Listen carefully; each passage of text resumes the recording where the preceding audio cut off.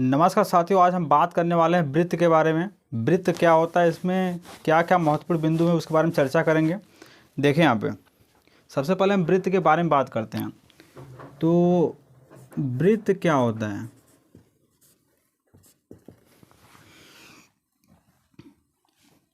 ध्यान देना यहाँ पे। जैसे हमारा ये स्थिर बिंदु है, इससे हम एक निश्चित दूरी ले लेते हैं, निश्चित दूरी, ठीक है। उस निश्चित दूरी लेने के बाद हम एक इस बिंदु के चारों तरफ एक राउंड घूम जाते हैं, यानी एक राउंड घूमते हैं। ध्यान है यहाँ पे, ये हमारा स्थिर बिंदु का नाम हम ओ रख देते हैं। ए मान ले कोई दूरी हमारी होती है डी, 10, 20, 25, 50 जो भी हो, ठीक है। इसको एक तरह से आर, रेडियस के नाम पे एक तरह से आर रख देते हैं, यानी आर। तो इस प्रकार जो आकृति हमारी बनती है उसी को वृत्त कहते हैं। तो ज्यामिति की भाषा में इसको कैसे डिफाइन करेंगे, ध्यान देना पे। किसी स्थिर बिंदु से एक निश्चित दूरी लेकर के एक पूर्ण चक्कर लगाने पर जिस आकृति का निर्माण होता है उसे हम वृत्त कहते हैं। बात में कि नहीं, ध्यान देना पे। किसी स्थिर बिंदु से एक निश्चित दूरी लेकर के एक पूर्ण चक्कर लगाने पर जिस आकृति का निर्माण होता है उसे हम क्या कहते हैं, वृत्त कहते हैं। और जो स्थिर बिंदु होता है उसे हम वृत्त का केंद्र कहते हैं, और जो दूरी लेकर हम चलते हैं उसे हम वृत्त की त्रिज्या कहते हैं। बात में नहीं, कोई दिक्कत नहीं यहाँ पे। यह हमारा हो गया भाई वृत्त का केंद्र। क्या हो गया, वृत्त का केंद्र, ठीक है। और यह हमारा हो गया वृत्त की त्रिज्या। पास में आ गए, वो हमारा वृत्त का केंद्र और ये हमारा क्या हो गया, वृत्त की त्रिज्या हो गई। पास में नहीं। अब देखिए इसमें क्या होता है कि इसमें और ढेर सारे टॉपिक आते हैं, वृत्तखंड आता है, त्रिज्यखंड, ढेर सारे टॉपिक आते हैं, उनके बारे में चर्चा हम करेंगे। जैसे इसमें जैसे व्यास, पहले टॉपिक हम जीवा लेकर चलते हैं। जीवा क्या होती है देखिए। और जो हमारी ये हमारे एक तरह से इसको परिधि बोलते हैं, ध्यान देना पे। ये हमारी क्या है, ये हमारी परिधि है, ये हमारे वृत्त की परिधि है। तो वृत्त का केंद्र, वृत्त की त्रिज्या, ये वृत्त की परिधि, ठीक है। अब क्या होता है कि जीवा का मतलब क्या होता है कि हम वृत्त पर कोई दो बिंदु ले लेते हैं। कोई हम दो बिंदु कहीं भी ले, जैसे मानते हैं हमारे यहाँ पे ए पॉइंट हो गया और यहाँ पे मानते हैं हमारा क्या, ए बी पॉइंट होता है। ए को बी से हम क्या करते हैं, मिला लेते हैं। बात में कि नहीं। तो ये एक प्रकार का रेखाखंड है, रेखा तो है नहीं, रेखाखंड है। तो इसी रेखाखंड को हम क्या बोलते हैं, जीवा बोलते हैं। क्या बोलते हैं, जीवा बोलते हैं। बात में कि नहीं। अब देखिए क्या इसको डिफाइन कैसे कर सकते हैं। कहने का मतलब वृत्त के परिधि पर किन्हीं दो बिंदुओं को मिलाने वाली रेखाखंड को वृत्त की जीवा कहते हैं। क्या कहते हैं, वृत्त के परिधि पर किन्हीं दो बिंदुओं को मिलाने वाली जो रेखाखंड होती है उसे हम वृत्त की जीवा कहते हैं। वृत्त में असंख्य जीवाएं हो सकती है। जैसे हम ध्यान देना पे, जैसे ये हमारा वृत्त हो गया, ठीक है। अब ये हमारा वृत्त का केंद्र है, एक जीवा, दो जीवा, 3, 4, 5, 6, 7, ऐसे ढेर सारे हमारे क्या हो सकते हैं, अनंत जीवाएं होती है। तो जीवाओं की संख्या कितनी होती है, अनंत होती है। बात में आगे उसके बाद क्या होता है, इसमें अगली टॉपिक जो हमारी होती है व्यास होता है। सेकेंड नंबर टॉपिक हमारी क्या होती है, वो हमारा व्यास होता है। ध्यान देना पे। तो व्यास क्या होता है, ध्यान देना, ये हमारा वृत्त है, ठीक है। ये हमारा वृत्त का केंद्र है। और वृत्त के कुछ ऐसी जीवाएं होती हैं जो, जैसे ये तो हमारी जीवा है ना यहाँ पे। अब जैसे कुछ ऐसी जीवाएं होती हैं जो वृत्त के केंद्र से होते हुए गुजरती हैं। क्या होती है, वृत्त के केंद्र से होते हुए गुजरती हैं। जैसे आप एक जीवा हो गई, एक व्यास हो गया, और ये हमारा देखिए, ये देख रहे हैं यहाँ पे, ये इसके केंद्र से होकर ढेर सारे हो सकते हैं, यानी एक तरह से इन्फानाइट टर्म हो सकती हैं। पास है ना पे। तो वे जीवाएं जो वृत्त के केंद्र से होकर गुजरती हैं उन्हें हम क्या बोलते हैं, वृत्त का व्यास बोलते हैं। बात में जो वृत्त का व्यास होती है वो वृत्त की सबसे बड़ी जीवा होती है। बात में। और जो वृत्त का जो सबसे बड़ी जीवा होती है ये एक नहीं होती है, ये भी अनंत हो सकती है। वृत्त में अनंत व्यास हो सकते हैं। बात में है ना यहाँ पे, मतलब व्यासों की संख्या अनंत हो सकती है, व्यास अनंत नहीं हो सकते, सॉरी, व्यासों की संख्या अनंत हो सकती है। जैसे किसी वृत्त में असंख्य मतलब कि व्यास हो सकते हैं, व्यासों की संख्या अनंत हो सकती है, ठीक है, नंबर ऑफ टाइम। जैसे जीवाओं की संख्या अनंत हो सकती है उसी तरह से। तो ये हमारा होता है। बात है ना यहाँ पे।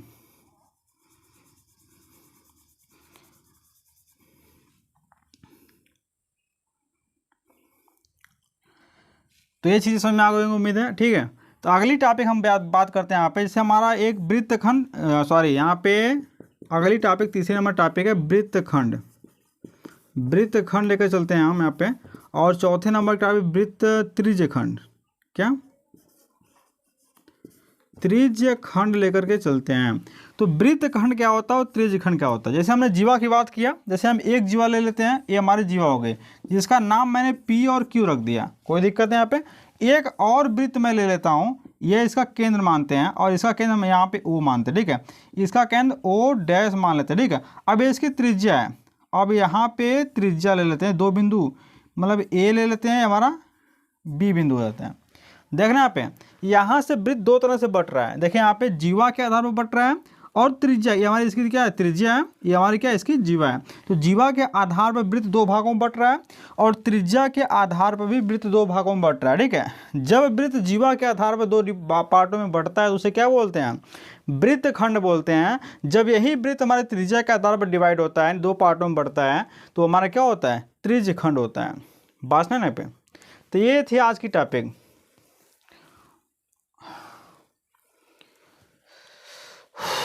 तो ये आज की टॉपिक थी, उम्मीद है आप लोग को बढ़िया समझ में आ गया होगा। एक बार फिर से ध्यान से देख लीजिए, ठीक है। वृत्त की बात करते हैं। वृत्त हमारा होता क्या है, ध्यान देना यहाँ पे, किसी स्थिर बिंदु से एक निश्चित दूरी लेकर के एक पूर्ण चक्कर लगाने पर जिस आकृति का निर्माण होता है उसे हम वृत्त कहते हैं और उस स्थिर बिंदु को वृत्त का केंद्र कहते हैं। और ये जो निश्चित दूरी हम लेकर चलते हैं हमारी वृत्त की त्रिज्या कहलाती है और ये हमारा वृत्त का परिधि कहलाती है, ठीक है। वृत्त के परिधि पे कोई दो बिंदु लेकर उसे मिलाने वाली जो रेखाखंड होती है उसे हम वृत्त की जीवा कहते हैं। यानी वृत्त के परिधि पर किन्हीं दो बिंदुओं को मिलाने वाली रेखाखंड वृत्त की जीवा कहलाती है। वृत्त में अनंत जीवाएं हो सकती है, जीवाओं की संख्या अनंत होती है, ठीक है। उसके बाद क्या होता है कि अगला टॉपिक हमारा व्यास है। यानी कुछ जीवाएं ऐसी होती है जो वृत्त के केंद्र से होकर गुजरती हैं। वे जीवाएं जो वृत्त के केंद्र से होकर गुजरती हैं उन्हें हम वृत्त का व्यास कहते हैं, ठीक है। वृत्त में व्यासों की संख्या भी अनंत हो सकती है, ठीक है। उसके बाद क्या होता है कि वृत्त खंड और त्रिज्य खंड की बात कर रहा हूँ मैं। तो वृत्त खंड हमारा क्या होता है, जब किसी वृत्त को उसके जीवा के आधार पर डिवाइड करते हैं, बांटते हैं, तो दो भागों में बांटते हैं, तो हमारा वृत्त का वो ऐसे मतलब कि खंड को वृत्त खंड कहते हैं। जब वृत्त को मतलब त्रिज्या के आधार पर डिवाइड करते हैं उसे हम क्या बोलते हैं, त्रिज्य खंड बोलते हैं। बात सुना पे। जब किसी वृत्त को जीवा के आधार पर डिवाइड करते हैं तो उसे हम वृत्त खंड बोलते हैं। जब किसी वृत्त को त्रिज्या के आधार पर डिवाइड करते हैं तो उसे हम क्या बोलते हैं, त्रिज्य खंड बोलते हैं, ठीक है। तो ये टॉपिक हो गए। और इसमें इंपॉर्टेंट जो फार्मूला आता है, इसकी परिधि यानी इसका जो परिमाप, उसी परिमाप को ही परिधि बोलते हैं। एक तरह से बंद आकृति है तो परिधि बराबर यहाँ पे क्या होता है हमारा, ध्यान देना यहाँ पे, परिधि बराबर हमारा होता है भाई 2πr होता है, जहाँ पाई एक नियतांक है। क्या है, नियतांक है। पाई का मान जो होता है वह 22/7 होता है, ठीक है। या फिर इसको लिख सकते हैं 3.14 इसका वैल्यू होती है, पाई का मान होता है।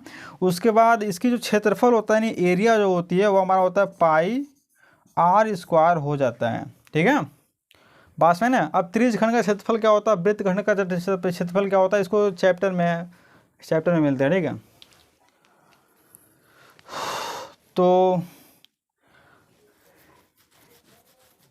तो इसका नोट आप लोग बना लीजिए, ठीक है। नोट इसका तैयार कर लीजिए। बस आज के दिन बस इतना है।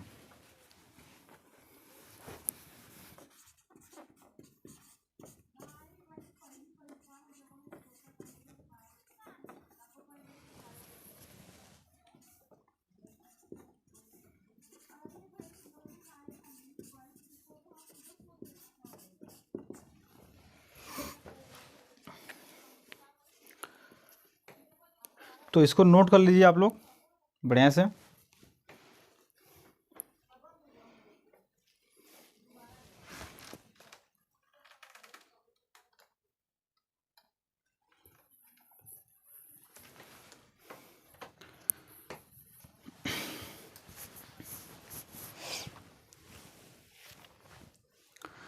तो एक बार फिर से ध्यान देते हैं, ठीक है।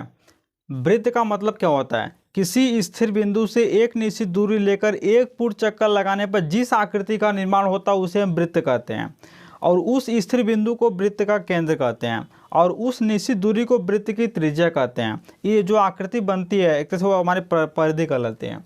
अब इसमें क्या होता है कि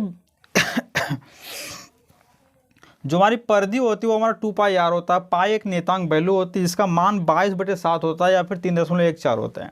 अब इसका क्षेत्रफल πr² होती है अब इसमें क्या होता है, जीवा एक टॉपिक आती है। जीवा का मतलब क्या होता है कि जैसे वृत्त के परिधि पे किसी दो बिंदु को मिलाने वाली जो रेखाखंड होती है उसे हम वृत्त की जीवा कहते हैं। वृत्त के परिधि पर किन्हीं दो बिंदुओं को मिलाने वाली रेखाखंड वृत्त की जीवा कहलाती है। और वृत्त का व्यास जो होता है कि वह जीवा जो वृत्त के केंद्र से होकर गुजरती है उसे हम वृत्त का व्यास कहते हैं। जो वृत्त का व्यास होता है वो सबसे बड़ी क्या होती है, वृत्त की जीवा होती है। व्यास को डी से डिफाइन करते हैं और डी बराबर 2r होता है। ठीक है, तो आज के दिन बस इतना ही, मिलते हैं नेक्स्ट सेशन में नेक्स्ट टॉपिक के साथ।